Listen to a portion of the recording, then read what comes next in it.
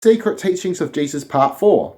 Today we're going to be discussing law of attraction, manifestation, and shifting one's own perception, one's own perspective to shape one's own reality. Now, the Gospel of Thomas, which mentions the esoteric teachings of Jesus, which are very, very practical and useful for one's own life. Now, in these teachings, Jesus was teaching one how to reshape their own reality using the power of their mind, showing that the divine source is within you, that the power of God is within you. You're not separate from this energy, that you're one with this energy, that you're one with the source. So Jesus' teachings were to align one's emotions and thoughts, uniting them in order to reshape their reality.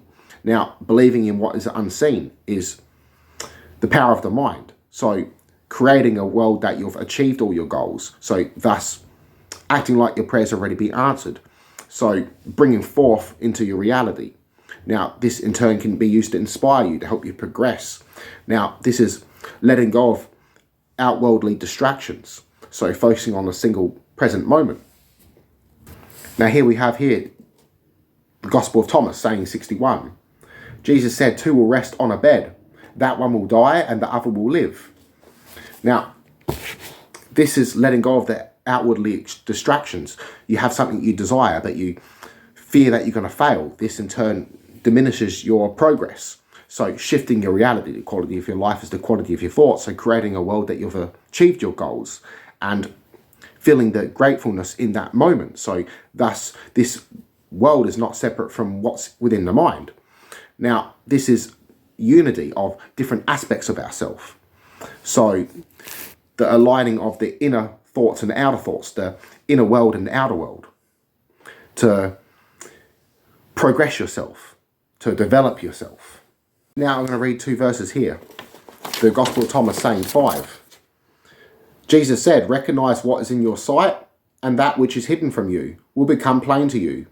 For there is nothing hidden which will not become manifest. Now we're going to read saying 8. Okay.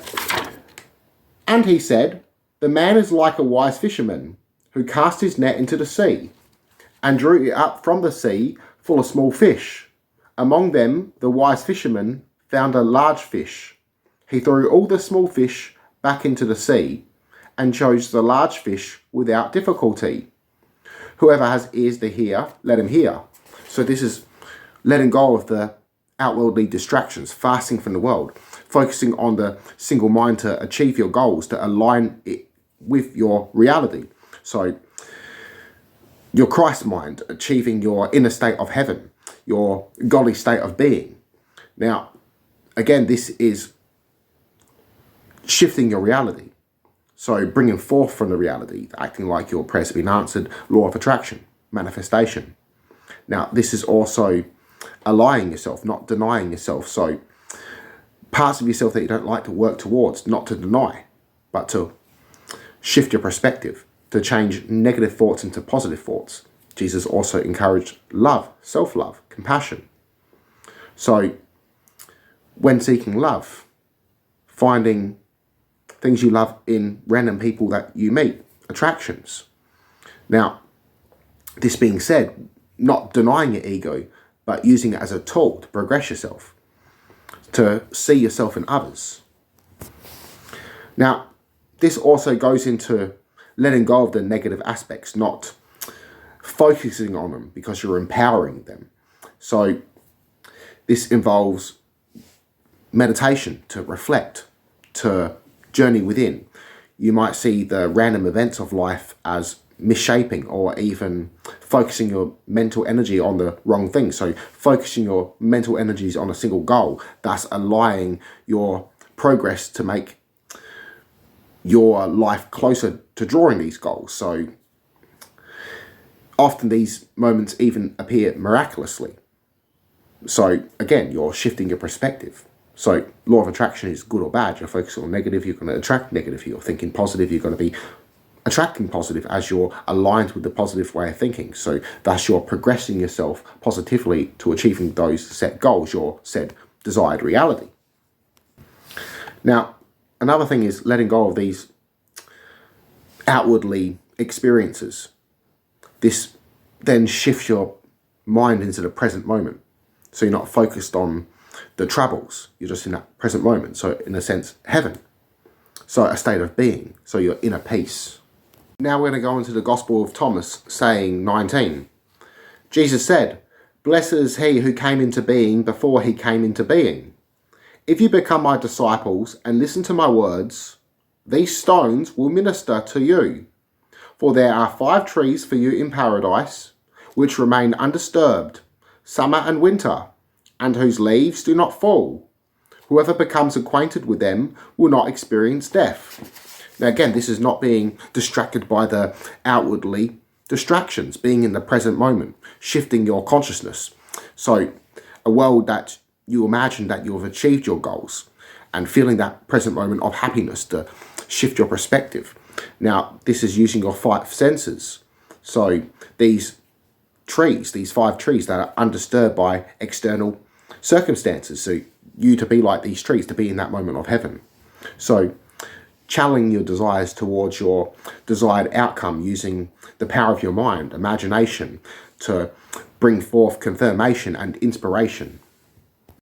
Now, all possible futures, outcomes, exist within the mind and a realm of possibilities. So the infinite source of co-creating. So we are gods, one with God. So we can create our desired reality. We can destroy it. So we are the creators, we are the destroyers. We are the angels, we are the demons, we are the archons. We are gods. So again, this knowledge was removed. So this was removed. Instead of making it inwardly, it became outwardly. Now, again, with the resurrection being in life. So this is about rebuilding yourself, progressing yourself, shifting your reality. So a part of you, an old part of your life has died and now you've been reborn as something new, greater, the true you. So a shedding of skin. Now, again, the Christ being within you. So Jesus here is teaching about one's own reality, to shift it, to progress themselves, to be like Christ themselves, connected into one. Drinking from my mouth, you become like me, and I become like you. Thus, you be like Christ yourself. So this teaching here is the old esoteric wisdom of Christianity that was removed. It's somewhat still there in the Bible. You have to know how to read it properly and how to dig through it. Now, let's go on to the Gospel of Thomas, saying 3. If those who lead you say to you, "See, the kingdom is in the sky," then the birds of the sky will precede you. If they say to you, "It is in the sea," then the fish will precede you. Rather, the kingdom is inside of you, and it is outside of you. When you come to know yourselves, then you will become known, and you'll realize that it is you who are the sons of the living Father. But if you will not know yourselves, you dwell in poverty, and it is you who are that poverty. Now, this meaning you're creating your own poverty, destroying yourself. Otherwise, you're co-creating your own heaven. So heaven being within you, being within the mind. We can be living in heaven or hell. Now, this again being you're the Son of God, that you are God, one with God, that Christ is within you, the Son of God, the Son of Man. Now, this meaning you're your own Saviour. You are the absolute and all. You can shift your reality. So you're not in control of external circumstances, but you're in control of how you react to them. Now, again, this is meaning that heaven's within you, not in the sea, it's not in the clouds, it's within you. And when it's outside of you, it's your reality that you co-create. So you're bringing forth. So you realize that you're one with God, that your true nature is goodness. So this comes naturally to you, being good. So able to shift your own perspective into a positive way of thinking. So when you're down, you're able to bring yourself up positively like you would with a loved one. Now, eventually I will redo the whole explaining the meaning of the Gospel of Thomas. I have got previous videos of me explaining scriptures from the Nag Hammadi, their meanings. But most of these videos that I've done in the past were carried on from my previous channel that was removed. So I've also gained a lot of knowledge since then, and I could do much more explanations. So I will do that in the future.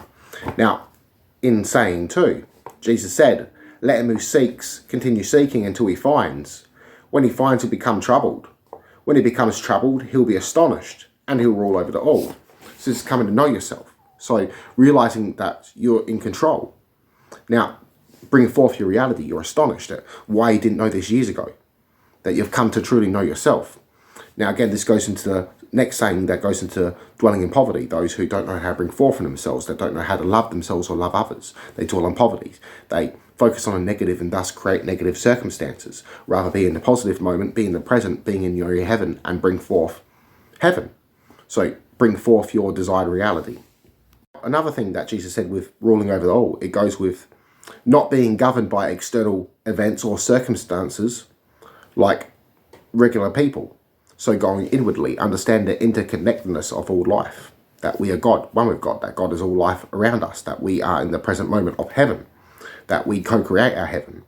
Now, blessed is the man who has suffered and found life, meaning those who have suffered and found the meaning of life, that have travelled inwardly, that not only have found a reason to live, but give someone else a reason to live, that they co-create the reality.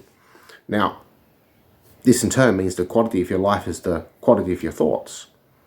Now, again, self-love, unconditional love, love for others, seeing that interconnectedness within all life, that you are not separate from this world around you, from the universe, from others, that we are all one within this reality. So we are all God experiencing itself, the universe experiencing itself. So this oneness of different realities, of different experiences in order to come to know itself, a shared experience collectively, so we live in amongst each other's lives.